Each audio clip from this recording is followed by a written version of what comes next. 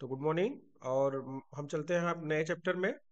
कल जो बताए थे इन्वेंट्री, कैसे हम इन्वेंट्री में पहले फिजिकल स्टॉक कैसे बनाएंगे, पहले स्टॉक कैसे बनाएंगे, फिजिकली नहीं उसको बोल सकते हैं, बट सिर्फ स्टॉक कैसे बनाएंगे उसके बारे में हम लोग एक बार देख लेते हैं।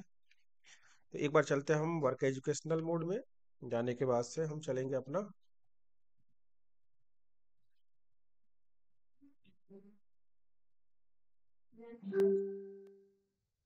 ठीक है, सेलेक्ट कंपनी पे गए और यहाँ से माई ट्रेडिंग एंड कंपनी खोला। और उसके बाद से हमको क्या करना था, पहले इन्वेंट्री में जाना था। कल सेटिंग सारा चीज किया हुआ था, इन्वेंट्री में क्या क्या स्टॉक ग्रुप, कैटेगरी, आइटम। तो पहले स्टॉक ग्रुप में चलते हैं, क्रिएट करते हैं मोबाइल, MOBILE मोबाइल। इसका ग्रुप अंडर प्राइमरी होगा। ठीक है, can quantity items be added, अभी नो कर दीजिए इसमें, यस ठीक है ना। तो एक ग्रुप हमारे पास हो गया, डिस्प्ले में देखेंगे तो हमारे पास एक स्टॉक ग्रुप हो गया मोबाइल का। ओके, इसके बाद हमारे पास क्या है, इसके बाद हमारे पास स्टॉक कैटेगरी है। तो कैटेगरी में हमने दो चीज लिखा था, एक ओप्पो बनाया था, एक सैमसंग बनाया था। तो यहाँ कर लीजिए सैमसंग। ठीक है, और सैमसंग इसका भी एक जो होगा। ठीक है, तो ये हो गया।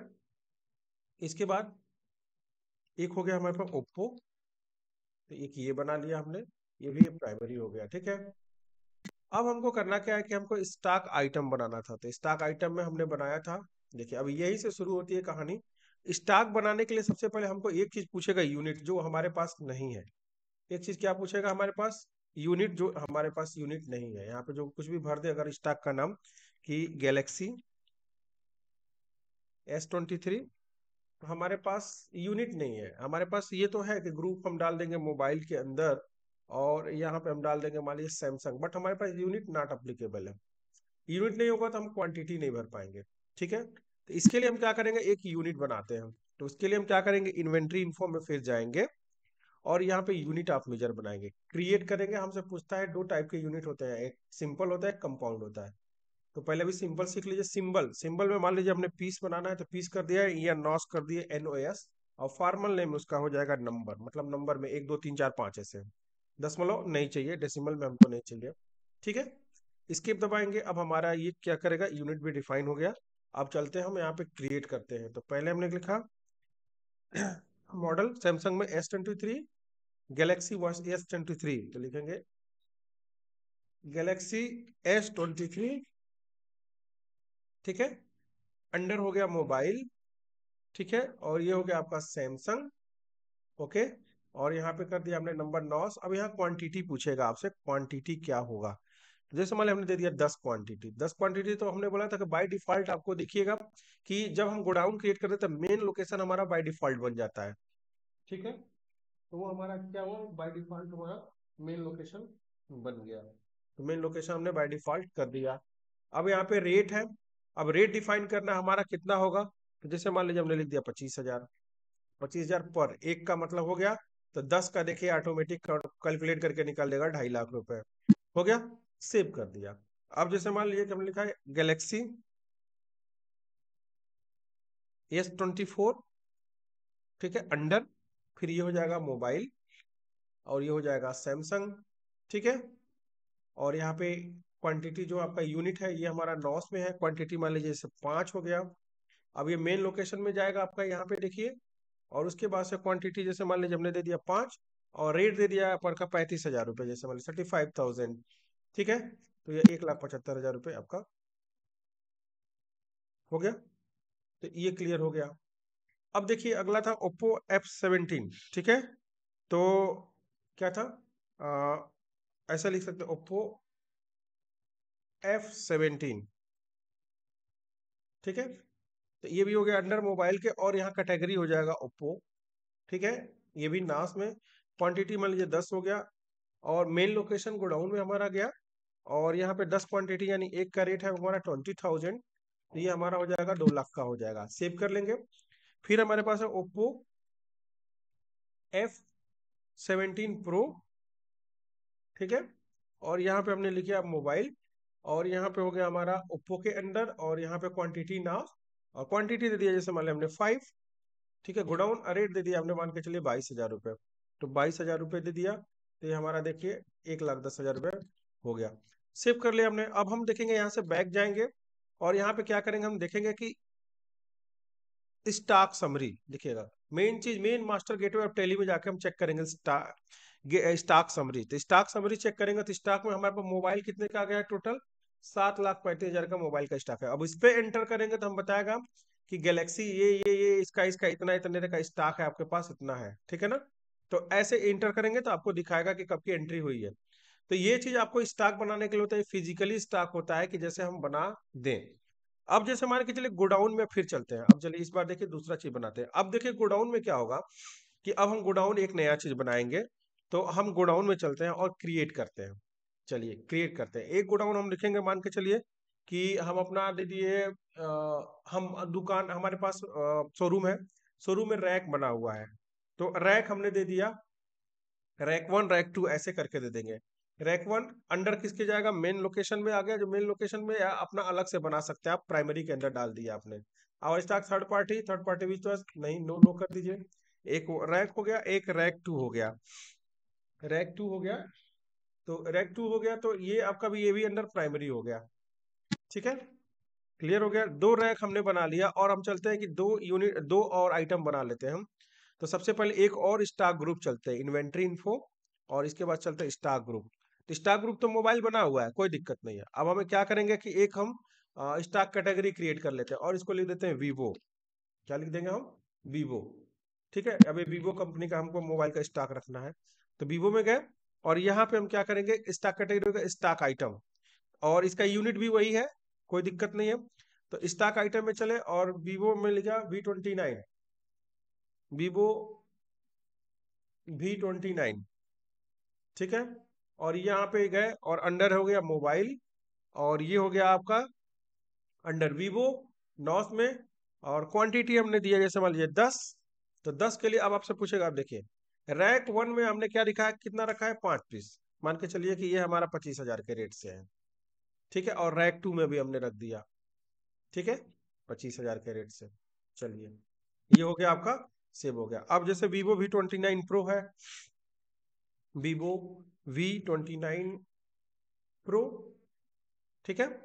अब मोबाइल अंडर, अंडर हो गया आपका वीवो नॉस में। क्वांटिटी मान लीजिए इसमें 8 दिया, 8 में जैसे मान लिया रैक 1 में हमने रख दिया 4, ठीक है।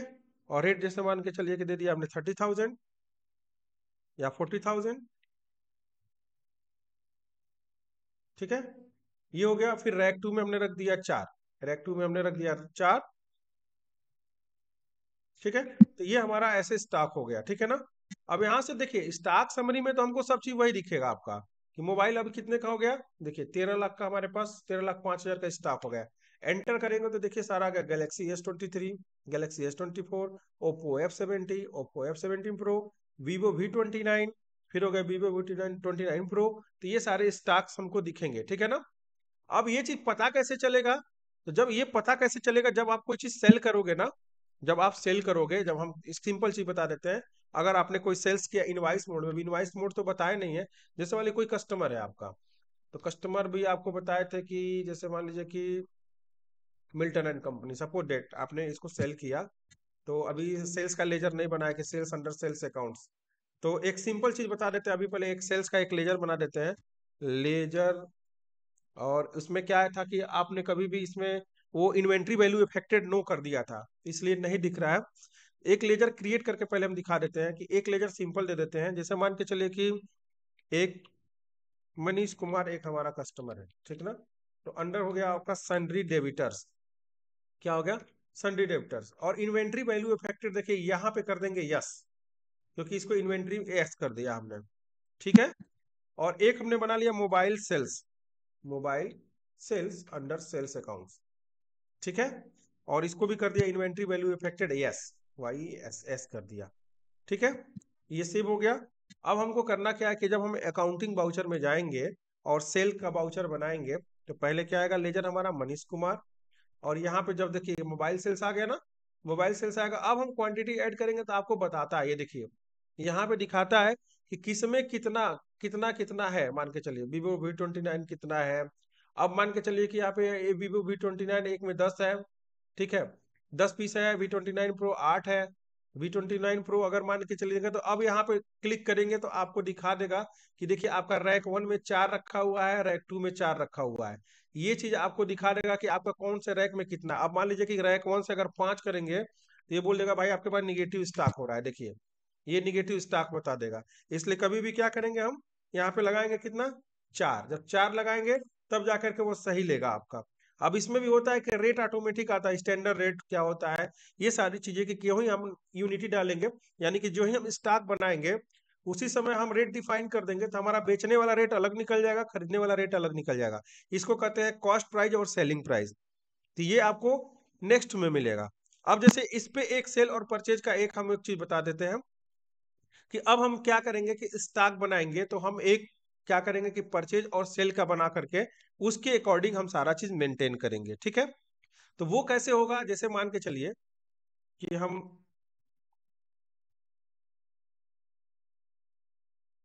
रियल थोड़ा सा एक ट्रांजेक्शन देखेंगे। जैसे मान के चलिए कि हमने मान लीजिए कि एक दिल्ली ट्रेडर्स है,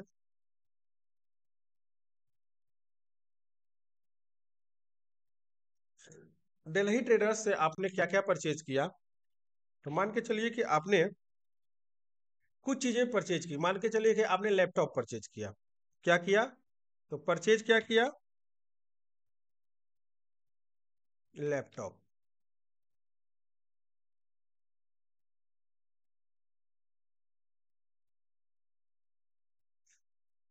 आपने परचेज किया, लैपटॉप परचेज किया, ठीक है। जैसे मान लीजिए मैडम आपने एचपी का HP 1510, ठीक है, आपने मॉडल परचेज किया और कुल 5 पीस परचेज किया। और उसका रेट क्या है, उसका रेट है एक कार, मान के चलिए कि आपने 39,500 रुपये में परचेज किया पर, ठीक है। कितना हो गया, पर पीस हो गया दिल्ली ट्रेडर से। और आपने किसी 2 कस्टमर को आपने एक एक करके सेल किया, 2, ठीक है। एक मान लीजिए एक राहुल नाम का कस्टमर आया, ठीक है। राहुल को आपने क्या किया कि एक पीस यानी 1 नास आपने सेल कर दिया। क्या कर दिया आपने, HP 1510 आपने सेल कर दिया, ठीक है। एक अमित नाम का कस्टमर आया, ठीक है, उसको भी आपने क्या किया, 2 पीस आपने 2 नास सेल कर दिया या एक ही पीस सेल कर दिया, ठीक है। तो ये सेल परचेज ये बनाने के लिए हमको क्या क्या करना पड़ेगा, ठीक है। लैपटॉप हो गया, मॉडल हो गया। अब देखिए इतने को ही एक क्वेश्चन को बनाने के लिए हमको कितना प्रोसेस करना पड़ेगा, अब ध्यान दीजिएगा। अब हम क्या करते हैं, इस कंपनी से क्विट लेते हैं, इस कंपनी को क्लोज करते हैं, अल्ट के साथ F3 करते हैं और सर्ट कंपनी में जाते हैं और एक नया हम कंपनी खोलते हैं क्योंकि हमको अकाउंट समझ में आएगा। तो हम करते हैं क्रिएट कंपनी करते हैं और इस बार लिखेंगे हम Bharat traders, Bharat computer trading, TRADING, Bharat computer trading, okay, बन गया। एड्रेस मान लीजिए हमने लिख दिया दिल्ली, सपोज डेट, ओके। और यहाँ country India, state Delhi, okay, pin code हो गया, ठीक है। और बाकी चीज़ों को हम ऐसे नहीं लिखते हुए बस फटाफट चलते जाएंगे। और यहाँ पे कोई पासवर्ड वगैरह भी नहीं लगाएंगे क्योंकि हमको करना है अकाउंट, ठीक है। तो यहाँ आ गया भारत ट्रेडिंग एंड कंपनी। अब हमारा ये फ्रेश प्रेस हो गया एकदम। तो सबसे पहले हम क्या करेंगे कि इन्वेंट्री वैल्यू अफेक्टेड, यानी कि सबसे पहले हम इस कंपनी में पहले देखते हैं कि इन्वेंट्री में क्या क्या सिस्टम है। सब कुछ है हमारे पास, गोडाउन नहीं है, ठीक है। तो पहले तो गोडाउन को हम करने के लिए क्या करते हैं, हम F11 दबाते हैं, इन्वेंट्री फीचर्स में जाते हैं हम। और यहाँ पे गोडाउन देखिए, यहाँ पे मल्टीपल गोडाउन तो करेंगे यस, अब मेन लोकेशन में सारा चीज डाल देंगे। मेंटेन स्टॉक कैटेगरी ये भी करेंगे यस, ठीक है, ये भी कर देंगे यस। बाकी चीजें सब कुछ सही है, अभी कुछ नहीं करेंगे, हम सेव कर देंगे, ठीक है। पहले हम क्या करेंगे, इसके बाद हम पहले क्या करते हैं कि पहले अकाउंट्स इन्फो और पहले लेजर क्रिएट कर लेंगे। कौन कौन सा लेजर है हमारे क्वेश्चन के हिसाब से, दिल्ली ट्रेडर्स, ये हमारा संडे क्रेडिटर्स ग्रुप में जाएगा, तो ये हो जाएगा हमारा दिल्ली ट्रेडर्स। और ये हो गया हमारा सन्ड्री क्रेडिटर्स, ठीक है। Maintain bill by bill no, और इन्वेंट्री वैल्यू इफेक्टेड यहाँ रहेगा यस। साथ ही साथ आप क्या कर रहे हैं, लैपटॉप परचेज कर रहे हैं, तो एक लैपटॉप परचेज का